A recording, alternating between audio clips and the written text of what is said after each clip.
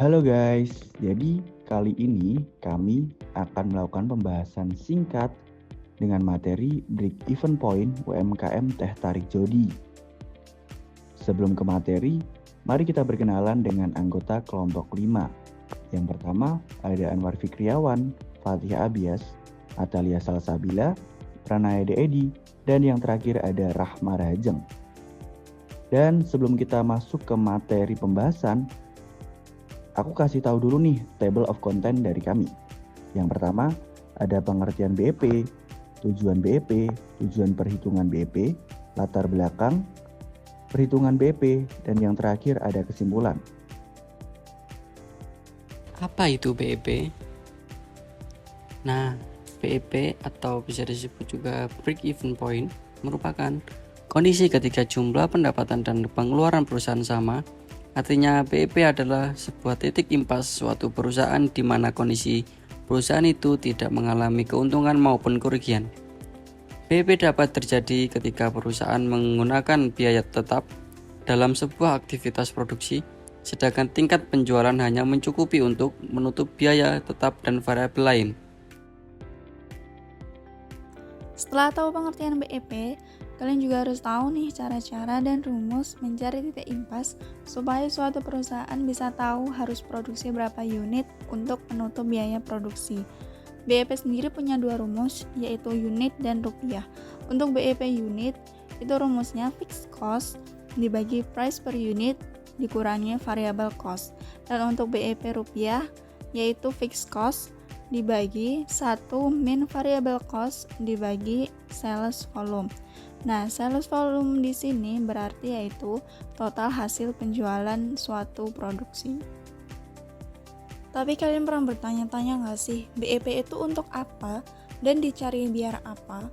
Jadi tujuan suatu perusahaan mencari titik impas itu sendiri tidak lain dan tidak bukan, yaitu supaya perusahaan dapat mengoptimalkan manajemen keuangan perusahaan, mulai dari mengurangi biaya produksi, biaya operasional, hingga menekan biaya tersebut seminimal mungkin tanpa mengesampingkan kualitas atau kuantitas produk. Selanjutnya, kita akan membahas mengapa kita perlu menghitung BEP. Jadi yang pertama untuk menentukan tingkat penjualan minimum, yaitu untuk mengidentifikasi jumlah penjualan minimum yang diperlukan agar Teh Tarik Jodi tidak mengalami kerugian dan dapat menutup semua biaya tetap dan variabel. Dan yang kedua untuk mengevaluasi kinerja keuangan, yaitu memastikan bahwa usaha dapat menghasilkan keuntungan atau setidaknya mencapai titik impas. Yang ketiga, membantu pengambilan keputusan strategis, yaitu untuk memberikan dasar untuk menetapkan target penjualan, harga jual, dan pengurangan biaya jika diperlukan. Dan yang keempat, untuk mengelola risiko keuangan, yaitu memahami posisi keuangan UMKM untuk mengurangi risiko kerugian di masa depan dengan merencanakan strategi yang lebih baik.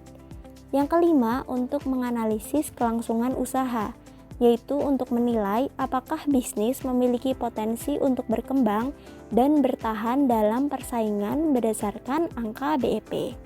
Yang keenam, membantu perencanaan operasional, yaitu memberikan wawasan tentang volume produksi atau penjualan yang ideal untuk mengoptimalkan sumber daya yang ada. Seperti yang tertera pada slide pertama, kita akan menghitung BEP dari UMKM Teh Tarik Jodi. Untuk latar belakang UMKM-nya sendiri, yaitu Teh Tarik Jodi merupakan sebuah outlet minuman yang sesuai namanya, yaitu spesialis kuliner minuman teh tarik dengan berbagai varian menu.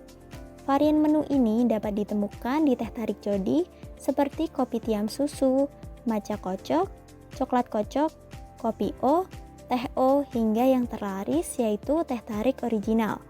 Dalam mewujudkan varian menu yang cukup disukai oleh pelanggan, Teh Tarik Jodi selalu memperhitungkan biaya-biaya lainnya untuk menentukan harga jual setiap varian. Dari hasil observasi yang telah kita lakukan, Teh Tarik Jodi memakai bahan utama yaitu susu carnation, gula, teh, air galon, dan es batu.